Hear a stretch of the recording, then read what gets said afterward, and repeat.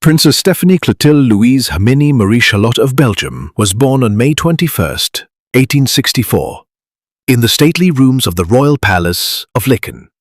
The air smelled of fresh linen and blooming lilacs from the palace gardens.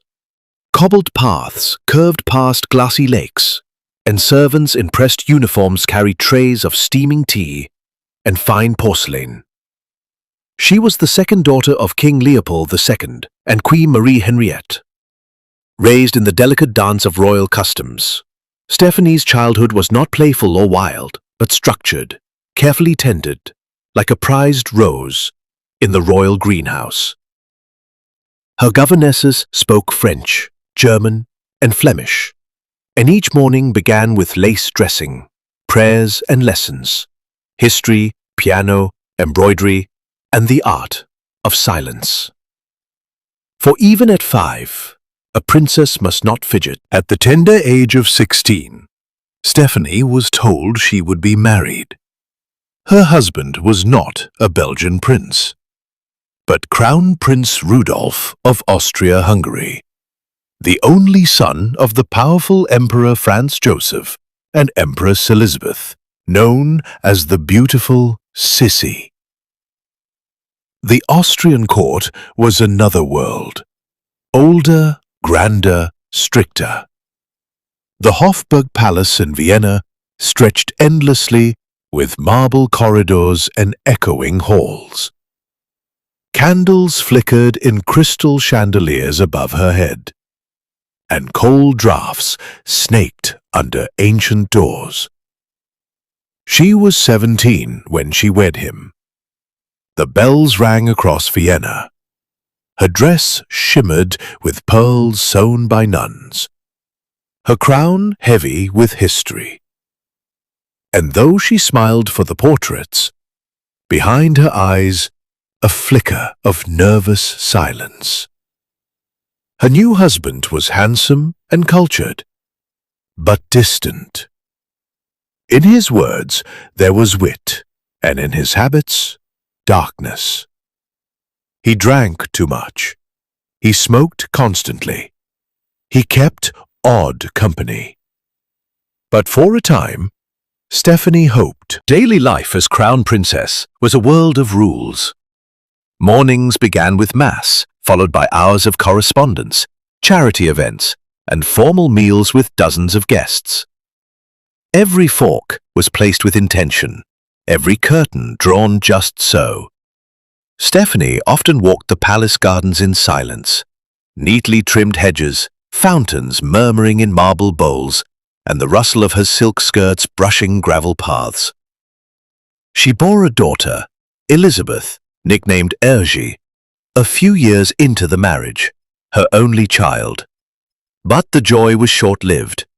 Rudolf, who was supposed to love her, instead infected her with a disease, syphilis. The doctors knew, but no one said a word.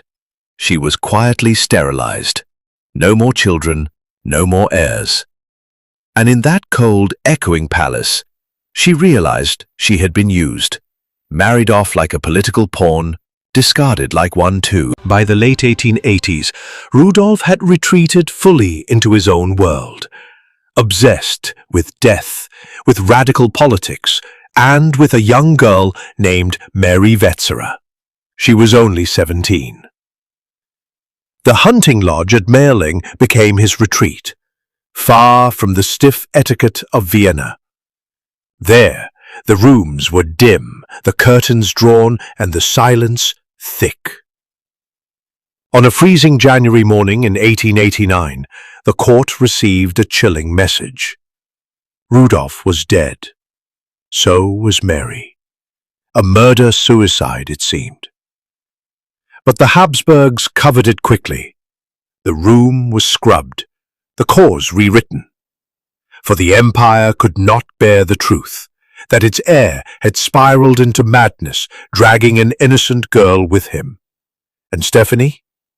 She was summoned, not as a grieving widow, but as a problem to be managed. She was just 24, and she had lost everything. Her husband was dead. Her name was scandalous. The court had no use for her anymore. Stéphanie was left in a grey fog of whispered blame. Her father, King Leopold, refused her help. The Habsburgs kept their distance. She spent years drifting between borrowed estates and lonely mansions. Her daughter was raised by the imperial family. She embroidered, she wrote, she wandered. But deep within, she began to dream of something she had never truly known: freedom. In her 30s, far from the thrones and titles, Stéphanie met Count Elemelonii, a Hungarian noble.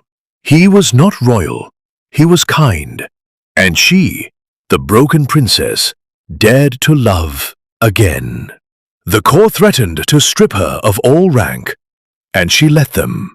She married him in a quiet ceremony, away from the fanfare. No carriages, no tiaras, just the sound of wind in the tall Hungarian grass and the hush of a chapel. She gave up her fortune, her status, and the last shreds of royal favor for peace. Stéphanie spent the rest of her life in quiet reflection. She wrote memoirs, soft, introspective accounts of a life behind velvet curtains. She gardened. She kept cats. She watched the empires that once ruled her life crumble into dust after World War I. When the Austro-Hungarian Empire finally fell, it did so not with a bang, but with a slow sigh. And the royal palaces, once full of whispers and secrets, fell quiet. Stéphanie passed away in 1945, at age of 81. A princess once broken, now at peace. And so, dear listener, the flickering candles of history burn low tonight. Stéphanie's life reminds us that even behind the tallest towers and richest gowns, there are real hearts, aching, breaking, and quietly hoping. She was betrayed, broken, cast aside. And yet, in her quiet courage, she found something rare: the strength to begin again. So as you drift off now, think of the still gardens of Hungary, the soft rustle of silk skirts and candlelight, the lonely young girl who became a woman of her own choosing. Good night, and may your dreams be peaceful. Until next time, sleep well.